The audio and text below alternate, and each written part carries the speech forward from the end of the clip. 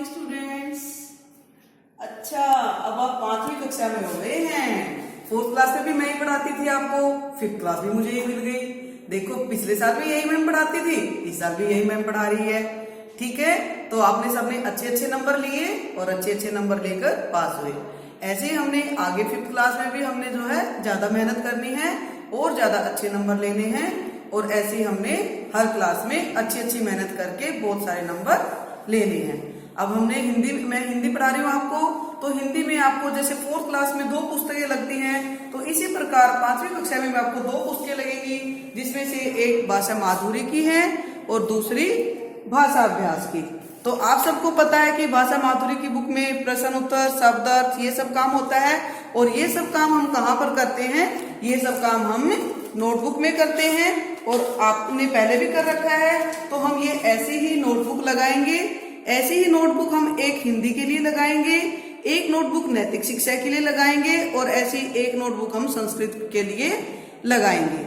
अच्छा, आपको तो अब एक सब्जेक्ट और भी आ गया आपके लिए, तो संस्कृत, जो कि वो भी लैंग्वेज का सब्जेक्ट है। पहले तो हम हिंदी और इंग्लिश 2 ही लैंग्वेज पढ़ते थे, और हम एक लैंग्वेज और पढ़ रहे हैं, संस्कृत। संस्कृत को वैसे तो जननी कहा जाता है। जननी पता आपको, आपने 4th में भी पढ़ा था, जननी कौन होती है? माता। और संस्कृत जो है हमारी, संस्कृत, हिंदी की जननी कौन है? संस्कृत। यानी कि हिंदी भाषा हमारी किससे बनी है? संस्कृत से।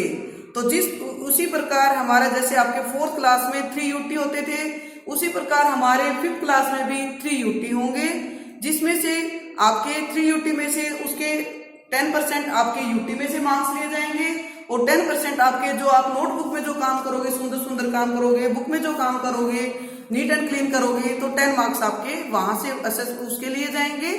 और हम जो है उसी प्रकार हमारा 3 हमारे UT हो गए, और 2 टर्म में हमारा सिलेबस डिवाइड हुआ। जैसे मान लीजिए आपके 5th क्लास में आपके हैं 20 लेसन है, 20 में से हम फर्स्ट टर्म में ले लेंगे 10 तक, उसके बाद 11 to 20 सेकेंड उसमें लेंगे, टर्म में लेंगे। लेकिन हम 10% और बढ़ा रहे हैं इस बार, तो जो 10% में 2 लेसन आते हैं, वो 2 लेसन आपके उसमें होंगे, मेंशन होंगे आपके, जो आपको सिलेबस मिलेगा उसमें लिखे हुए होंगे कि कौन से होंगे। और जो UT जो आपके होते हैं, UT में भी आपको 1 हफ्ता पहले आपको बता दिया जाता है कि कौन कौन से लेसन आने हैं, उन्हीं को हम तैयार करते हैं। और पिछले साल की तरह ही 80 मार्क्स का हमारा टर्म का जो पेपर होगा, जिसमें से हम अपठित गद्यांश लेंगे। अपठित गद्यांश आप सबको पता है, अपठित का मतलब होता है जो पहले पढ़ा ना गया हो, यानी कि आपकी बुक में से पैराग्राफ नहीं आएगा, आपकी बुक से अलग आएगा, जो कि उसी में से प्रश्न पूछे जाएंगे और आप उत्तर लिखोगे, और वो होगा 5 मार्क्स में। उसी प्रकार अपठित पद्यांश होगा, इसमें भी आपकी बुक की कविता नहीं ली जाएगी, आपकी बुक से अलग ली जाएगी, और उसमें भी ऐसे ही प्रश्न पूछे जाएंगे और आपने उसमें से उत्तर देने हैं, वो भी आपकी 5 मार्क्स के होंगे। जो आपकी भाषा माधुरी की बुक है, वो आपकी 35 मार्क्स में आएगी, जिसमें आपके शब्द अर्थ, रिक्त स्थान, प्रश्न उत्तर, जो भी बुक में जो एक्सरसाइज दी हुई है वो होगी, और वो 35 मार्क्स की आएगी। जैसे आपकी भाषा अभ्यास की बुक है, अभ्यास में जो व्याकरण से संबंधित जो भी दे रखा है, वो आएगी 25 मार्क्स में। और आपका एक अनुच्छेद या कहानी में से कोई एक आपने लिखना है, जो आपका गिवन होगा, वो आपका 5 मार्क्स का होगा।